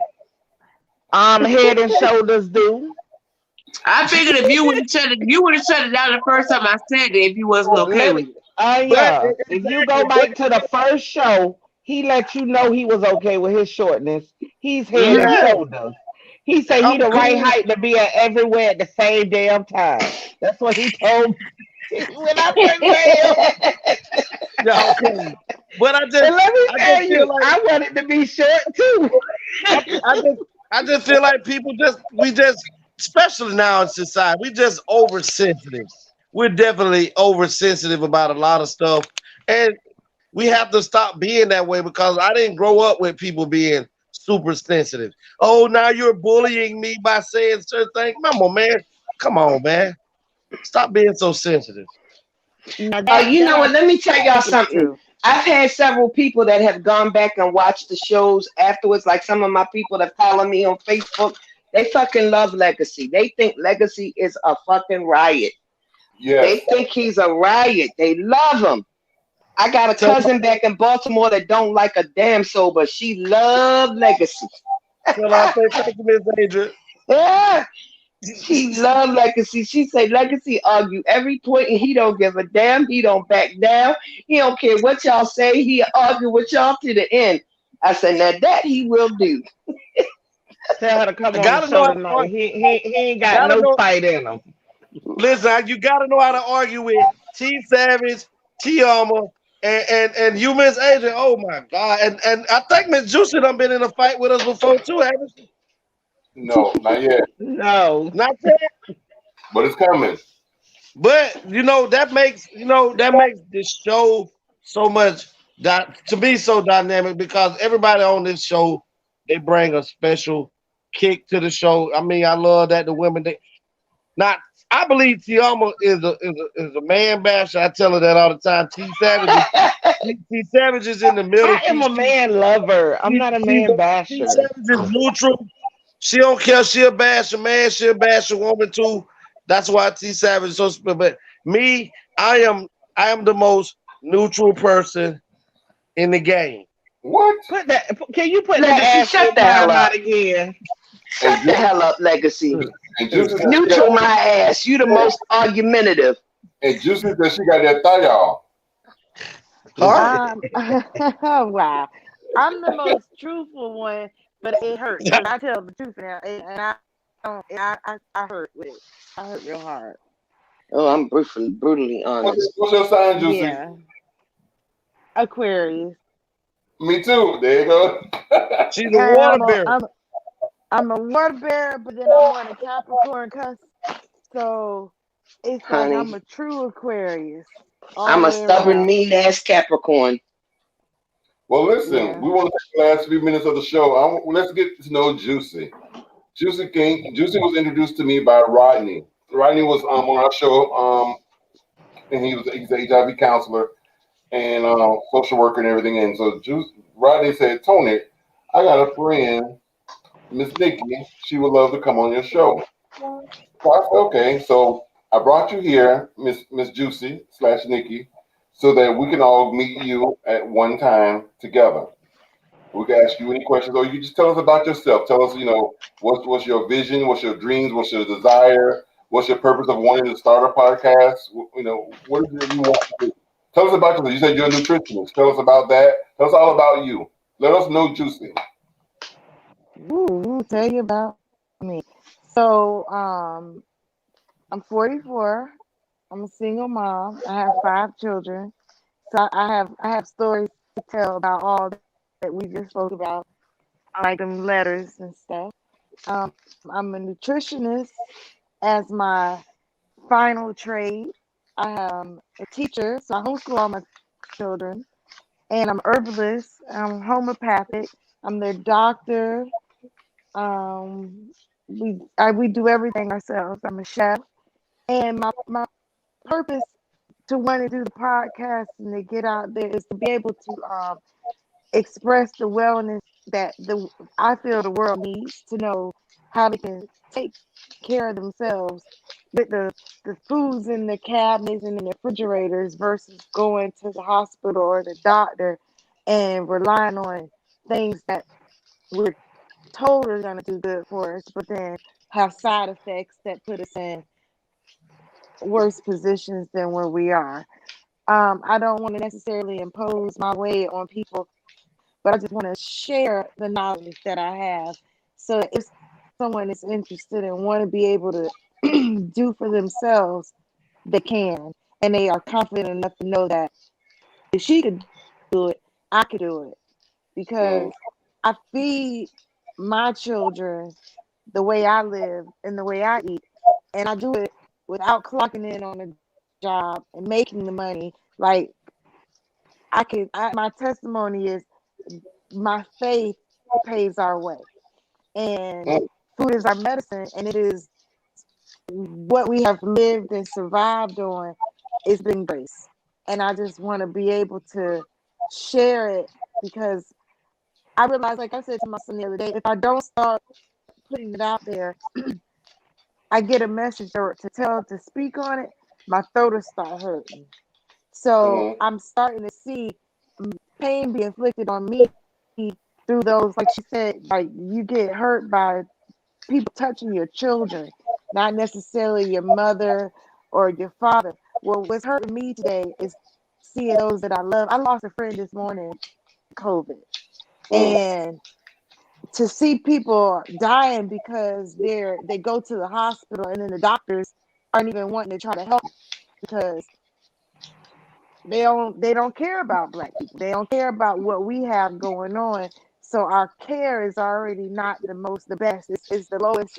It's here, take this. If it work, it work. If it don't, oh well, you're expendable. And so I just want people to know that there is a way that we don't have to be their victim. Exactly. Miss Juicy. Yes. So you follow the views of Dr. Sebi? I've been learned about Dr. Sebi. I was already about 15 years in, so I can't say I follow the views of him, but I do agree with a lot that he says.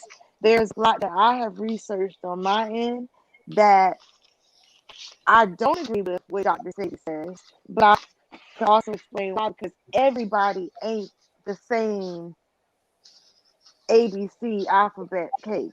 We all are different. So what is for your blood type might not be what's for somebody else's blood type. And when Dr. Sebi spoke, he spoke on a very generalization that we all are one, versus every individual has a different DNA makeup. So, no, not precisely what Dr. Sebi says, but I don't knock him and his ways of doing because he's not wrong.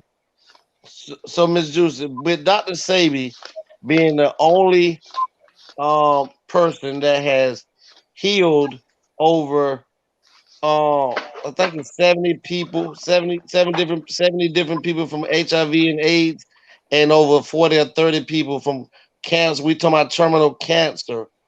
And I don't know anybody else outside of Dr. Sebi that has done that. So, I do agree with the herb, dealing with, home remedies and things of that nature. But what I wanted to know is, do you not think that this is a dangerous business because a lot of people who are trying to convert over to being like how you are and the type of business that you're doing, treating people from herbs and things, they end up eventually, especially if you take off and become big, these people end up begin missing and things of that nature because big pharmaceutical doesn't really want you guys out here telling people, that they can heal themselves from using these herbs and spices and things of that nature. Do that not sometimes play in your mind? It plays a lot in my mind. I had a friend floating in the Sebastian River about 7 years ago. So they've come close. I feel that my father just passed in January. There are things that I have seen come close to my life as warnings of shut up, be quiet. Right. Today, where I am is, one, I'm not a doctor. I'm not against the doctors because they did study and they did learn. They're practicing, but they're practicing a different science than the science that I follow. Right. I have ordained myself as a minister of wellness, and I ordained myself, but I have gone and become an ordained minister of wellness, so that when I speak, I can speak with the authority that I am under, Right. which is God. Right. And by being and walking in God's light, I cannot walk with the fear that it's going to kill me, because that is my destiny. That is everyone's destiny. We are that's our purpose, right? So if I walk and say I'm afraid to die, then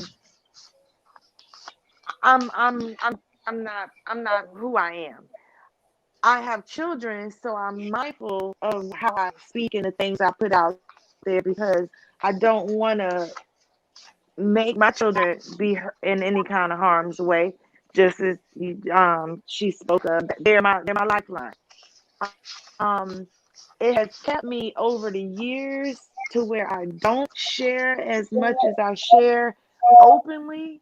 You have to book a consultation, and I can share my truth. Dr. Sebi is not the only person who has made cures. He's the one that has been highlighted because he spoke out about it. And when it came out and he got called out about it, it was because people were speaking up on how he helped them. And then there were others, like you say, the pharmaceutical, who were like, that's against the law for him to do that. Right. So he got called out on it, and he was able to show and prove. Right. I myself, I can show and prove as well. I have not yet to be called out on it, and I appreciate being covered by God. That has not been a calling upon me, to where I'm still able to do the things I can do. I am not afraid of the knowledge that I have, nor helping others with it. The part that I wish I knew more of is how to teach faith with, as well as teach the knowledge that I have. Because a lot of people can learn how to use the herbs, but then that divine moment of faith, they might still turn and go the other way. And that's when they mess up. And that's where, if you don't truly believe that it's going to help you and is there for you, then it can hurt you. And that's where the fear is pretty much. How much can I walk someone and tell them to do all these things, and then at the last minute, they decide to do something different? I have an example. My ex-husband,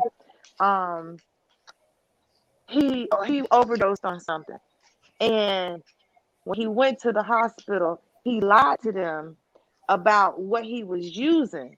So he told them he had an allergic reaction, and they were about to give him a medicine for his allergic reaction. And had I not walked in and paid attention to what was going on, the shot they were going to shoot him would have sent his heart into cardiac arrest, because it was to stop the allergens from flowing through, and he didn't have any allergens flowing through. So if I hadn't have spoke up, he could have hurt himself. Not even thinking that him not even being honest about what he was doing was a problem.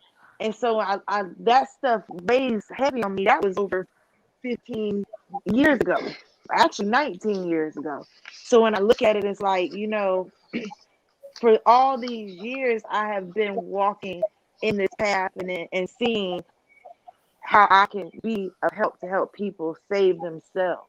Not I save them, but them save themselves. And it's through God. It's God's help to help them. Hold on. Do you also practice was it Reiki or Reiki? Reiki. I do Reiki, well, healing as well, yes. Okay. Miss Juicy, earlier you was talking about how hospitals don't really, go about looking at the African Americans as well as they do pretty much any other race. Would you, I mean, let's just be honest. I mean, we have now in this day and time,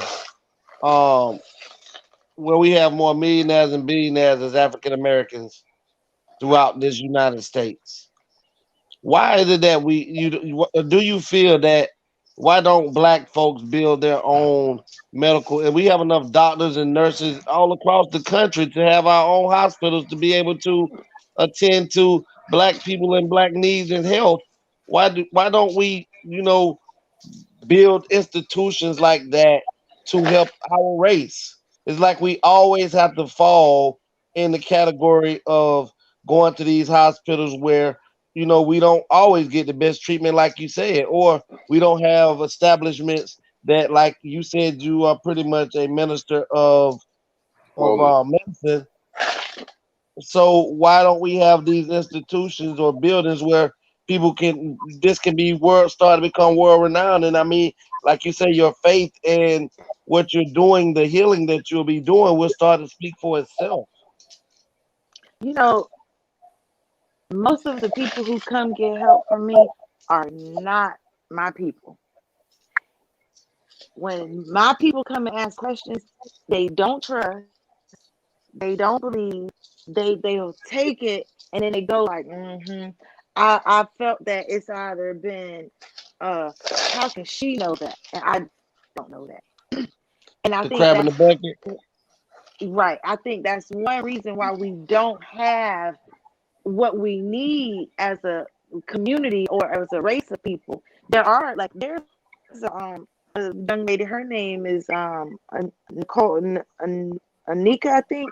She has a women's health clinic in West Palm, and she's a black doctor. She broke off of working in Wellington Regional Medical Center and started her own practice, but she's a nurse practitioner. She's not a full doctor.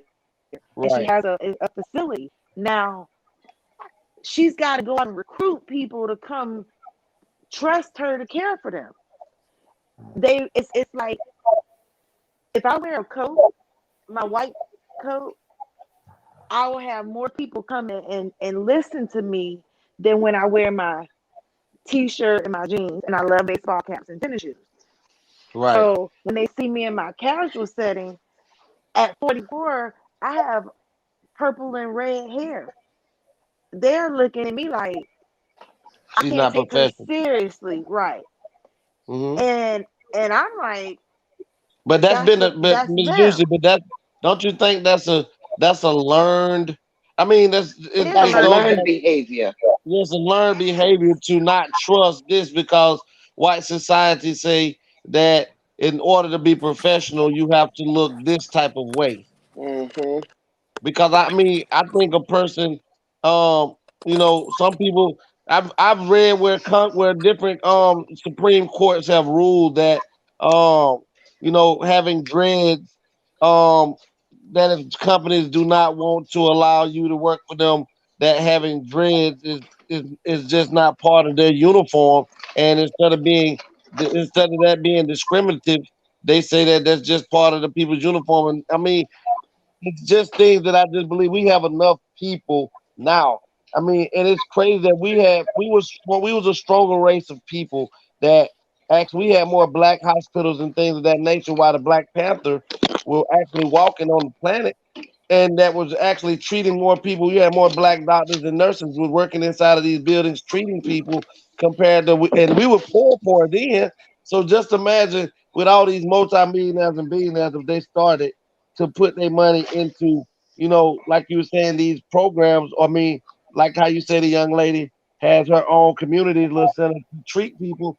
We would get a lot of our people off of these drugs because, like you said earlier, our DNA structure may not match up to what white folks are making this medicine to do, and it ends up tearing us down from the inside and making us weaker from the inside out than it is compared to here it is. We might be looking for these herbal treatments, and this might be better for our body inside out. I just want to piggyback on what y'all saying. Go ahead. I'm sorry. Mm-hmm. Go ahead. I'm listening. You go ahead. No, I was just saying just to piggyback on what Legacy was saying about the dreads. Can y'all hear me? Yes, ma'am. Okay, remember Anya? I was just talking to Anya about this a couple of weeks ago because I'm getting ready to go back and get my master's in psychology, and it's always been my dream to open up like a center for women single women that are trying to be business women, and just to educate them. And I said it's so important to me for Anya to be a part of that, because I need society to look at her with her dreads and with her grills in her mouth and not think that she's somebody that's stereotypical. You know what I mean? I want people to see that, hey, you can have dreads and you can have grills and you still educated and you're still professional, because I'm so tired of people looking at somebody like Anya and thinking she's ghetto, she's uneducated, she ain't this, failing to realize this bitch walking around with a master's degree is smarter than half of y'all. You get what I'm saying? So that's important to me, because I want people to look at her and that just because she walk around, shining with them grills and them damn dreads, that just because she looks that way, that's not who she is. You know what I mean? So I think that's important. That is really, and it's all perception. Because like you were saying, like, it's learned behavior. It's just a learned mentality that this is what people think. I can't tell you how many times people I done fucked up my headphones somehow. Can y'all hear when me? I say they say I got a master's degree. My coworkers, you got a master's degree? That's the response I get from people. People I work with side by side. Why they stopped giving them out when you went to college? Right. No, my grandmother had goals in her mouth, and so she helped me, I guess, see that it doesn't matter what you wear, who you are, as long as you can have it and you're profound in what you do. And my grandmother was a business owner. She owned apartments, gas stations. She was about her dollar, but she had goals in her mouth, and she was 4'11", and she'll hit him with, "May I have that again, please?" And people will look at her like they expected bonnets, but she knew how to speak. And she tell them, you have to know how to turn it on and turn it off. That's right. Today, so many of us are brainwashed by the fluoride in our water. The fluoride attacks your pineal gland, which helps you make your rationalization. It helps you third eye. Right. And if they're calcifying and making it hard by putting these poisons in the water, making the kids get when they go to the dentist and their cleanings. Yep. It's in the everything that they're doing. That's why we are having a hard time as a people to accept what we're being shown and presented, other than it being on TV or the radio and everybody's agreeing with it. So if everybody started agreeing on TV and in the radio that we need to have our own hospitals, we need our own schools, we don't need to do that, then more people will join in and take part. But until the mass starts producing it, it's looked at as that's not for me because that ain't for everybody. And we want to be a part of everybody. We don't want to be a part of the standalone. Right. And that's just, I think that's why we don't have what we should be having. We just got to build it. Tamma's into the healthy, holistic eating because she's always organic this and organic that. So she's very healthy with feeding her nieces, her children, herself, her husband. So she's very much into the healthy eating. I just want to throw that out there. Yeah. Well, where can they find you? Like, do you have social media? Do you have a website? Do you have Instagram? Where can people reach you? Oh, I have Instagram, I have Facebook, Throw it and I out even there. have a YouTube channel. And goodness gracious, the YouTube channel is called The Enlivening. My company is called Enliven Wellness and Nutrition Center, and then the code name is Enliven to You. I chose the word enliven because it means to give action, life, and spirit. So that's ENLIVING, enlivening, the enlivening. And then on Facebook is Enliven Wellness and Nutrition Center as my page. And then my group is Enliven Your Way to Wellness.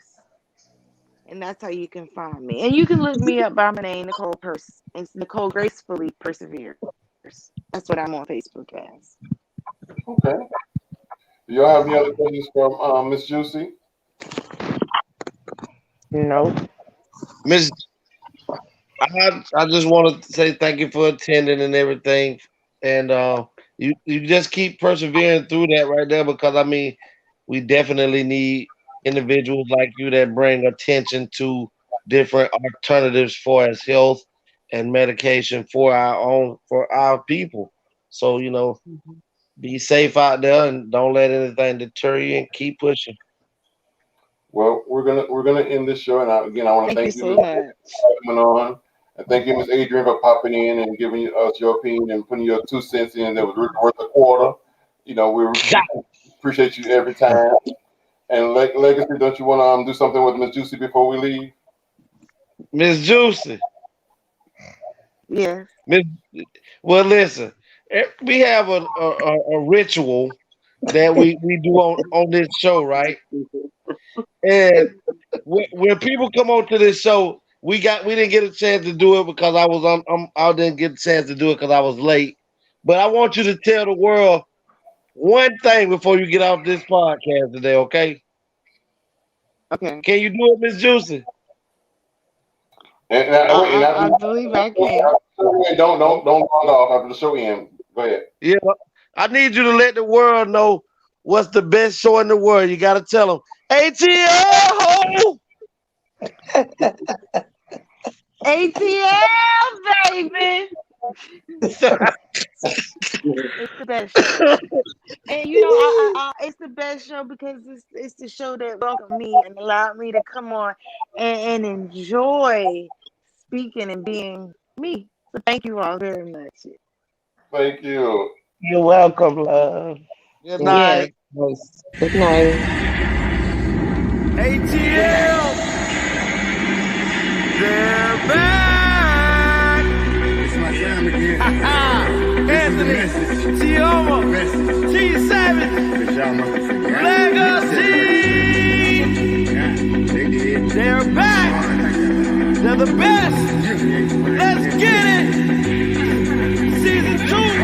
best in this shit, that's fact. Y'all, and there's only one reason that I came back. I'm here to set the fucking record straight. Okay, I'm the best, you other cats just fell the way. First off, ain't no beef with the spitters in my city. But if you come with 28, then the shit get gritty. I'm shitty. Yeah, I shit on rappers, even dead on the scene, since you wanna be actors. This the message. I'm talking over hills and plains. This whole little feeling foggy, I'll be patiently waiting. It seems y'all forgot who really runs the throne. Screaming y'all number one, just because I was gone. See, ain't no stopping me now. I'm on the move. I'm on against team once when you ready to lose. The game, the street, the throne is took. This the message. Hope it leave you from your rappers. Sure. Yeah. The message. So y'all know. Yeah. The monster is back. And I'm at my spot. ATL, ho.